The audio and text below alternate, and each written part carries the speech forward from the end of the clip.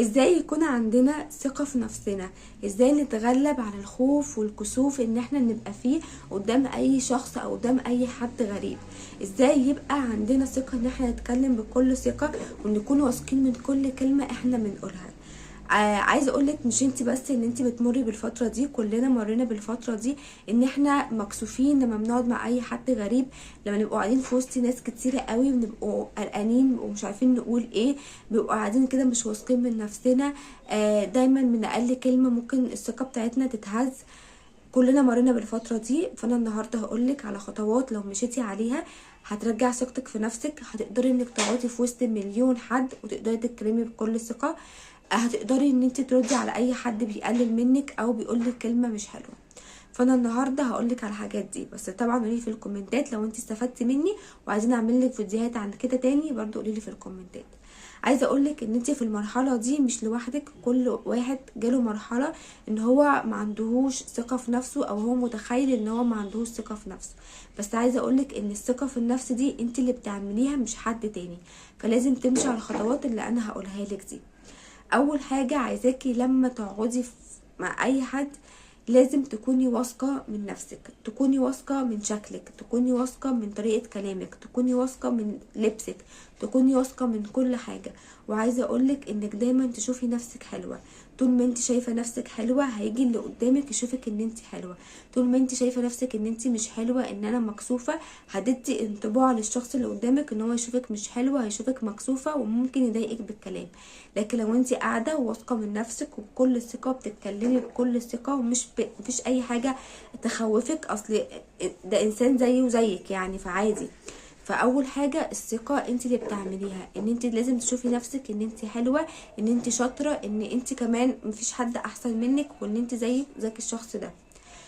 تاني حاجه وانتم قاعدين، تاني حاجه بقى وانت قاعده في وسط الناس لازم تركزي على قعدتك، تبقي قاعده ازاي. لازم تكوني قاعده واثقه من نفسك، قاعده مركزه مع الشخص اللي بيتكلم معاكي، قاعده كده فارده ظهرك او فارده جسمك كده، ما تبصيش يمين وشمال طول ما انت قاعده وتفضلي تفركي في ايديكي وتوتري والكلام ده كله. لا، اقعدي بكل ثقه، اقعدي القعده عادي جدا، ما تفضليش عينك رايحه جايه في القعده.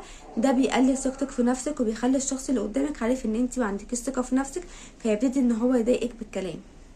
الحاجه اللي وراها عايزاكي دايما تسمعي اكتر ما تتكلمي. يعني مثلا قاعده مع ناس اول مره تقعدي معاهم، او قاعده مع ناس اهلك او اي حد وعارفه ان في ناس مش بتحبك قوي وفي ناس متغاظه منك زي ما بيقولوا كده، عايزاكي دايما وانتي قاعده انك دايما تسمعي اكتر ما تتكلمي. ولما تيجي تتكلمي في الكلام اللي هو مهم، اللي هو مش اي حاجه وخلاص، فاهمه؟ لا، خلي عندك شخصيه قويه، خلي ليكي كده الناس يعني لما تقعد معاكي تقول لا الشخصيه دي بتفهم، لا البنت دي بتفهم فانا هتكلم معاها.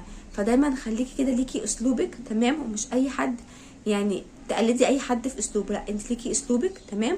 ليكي شخصيتك محدش ليه دعوه بيها، تمام؟ فدايما عايزاكي لما تيجي حتى تردي تفكري في الرد قبل ما تقوليه، عشان لما ما يفرقش معاكي كلام اي حد. مثلا احنا قاعدين وانت قلتي رايك وانت مقتنعه برايك، جه حد تاني يحاول ان هو يقلل من رايك ده او ان هو يخليكي رايك ده يتهز، كل ثقه تقولي له انا مقتنعه بالرد ده او انا مقتنعه بالحاجه دي، فانا شايفه ان هي حاجه مقتنعه بيها، فكل واحد وليه رايه، فانا رايك يحترم كل حاجه، بس برضو انا مقتنعه باللي انا قلته او اللي انت هتعمليه. فدايما تكوني مقتنعه بكلامك ومتخليش اي حد يهز يعني ثقتك في نفسك او في التفكير اللي انت عايزاه او في الحاجه اللي انت عايزه تعمليها، علشان لو متغاظ منك. لا، ما دام انت واثقه من حاجه ومقتنعه بيها يبقى خلاص. الحاجه اللي وراها لما يجي اي حد يتكلم معاكي لازم تكوني مركزه معاه، تمام؟ وعينك في عينيه وتقولي له ان انت مركزه معاه. ما تفضلش مثلا الشخص ده بيتكلم معاكي وانت باصه في الارض او باصه جنبك او بتبصي حد تاني او مركزه مع حد تاني. لا، لما يجي حد يتكلم معاكي لازم تبقي تتكلمي معاه وعينك في عينيه وتردي بنفس الطريقه، تمام؟ ليه بقى؟ اول حاجه احتراما للي قدامك، تاني حاجه الشخص بعد كده يعني هيخليكي انت كبيره، انت لا بتفهمي، انت فاهمه. الحاجه اللي وراها انك دايما تخلي عندك ثقه في ردك، اللي هو انا هرد عليك وانا واثقه في ردي ده، فخلاص معلش كل واحد وليه رايه. مثلا لو تيجي تقولي رايك، تمام، وحد تاني ليه راي تاني، كل واحد وليه رايه وبس.